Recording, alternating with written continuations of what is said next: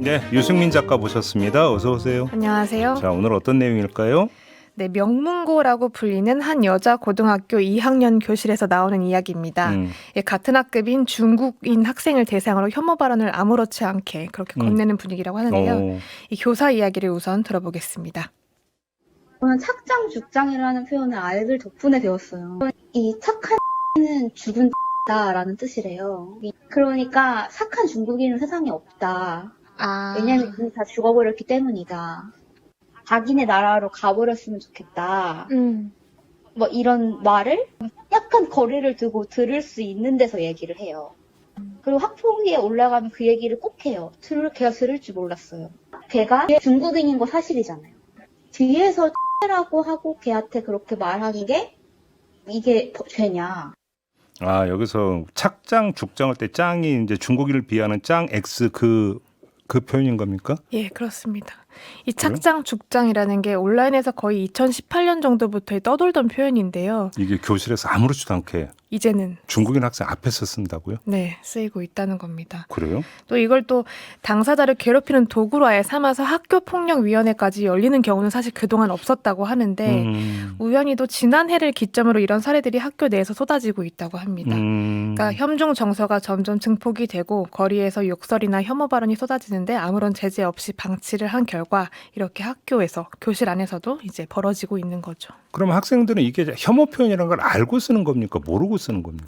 저도 좀 그게 궁금했는데요. 네. 중학생 같은 경우만 해도 교사들 이야기를 들어보면 아무렇지 않게 그냥 쓴다고 합니다. 그러니까 잘못됐다는 인식이 없이 그냥 보고 들은 대로 따라하는 경우가 많은데 그럴 경우에는 직접 아이를 이제 붙잡고 대화를 하고 지도를 할 수 있는 여지가 있지만 고등학생은 조금 분위기가 많이 다르다고 하는데요. 예. 조금 더 의도적으로 교묘하게 혐오를 드러내고 있다고 합니다. 들어보시죠.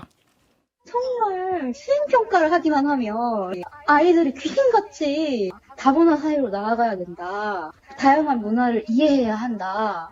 이렇게 이야기를 해요. 근데 고등학생들은 알아요. 자기네들이 이렇게 하면 누군가는 자기를 안 좋게 볼 수 있고 그리고 이게 생활기록부에 들어가면 내가 대학을 못 갈 수 있고 이걸 아니까 더 영악한 방식으로 정말 어른처럼 해요. 어른처럼.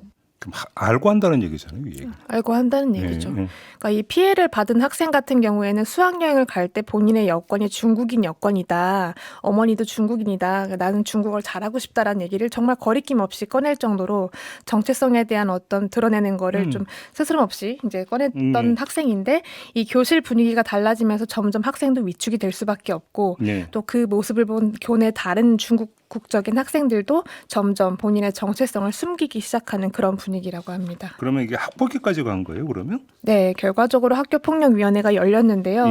그 피해 학생 어머니가 그 과정에서 이런 말을 했다고 합니다. 나는 어른이니까 차별을 참고 살아갈 수 있지만 아이는 아직 학생이지 않느냐. 그러니까 참지 않는 경험을 하게 해주고 싶다라고 했는데 그러니까 애초에 학생도 학생의 어머니도 언어폭력으로 어떤 처벌이나 징계가 내려질 거라는 기대가 있었던 건 아닌 거죠. 네, 하지만 결국 그 모녀가 이제 그 괴롭힘을 견디지 못해서 한국 국적으로 귀화를 한 상태고요.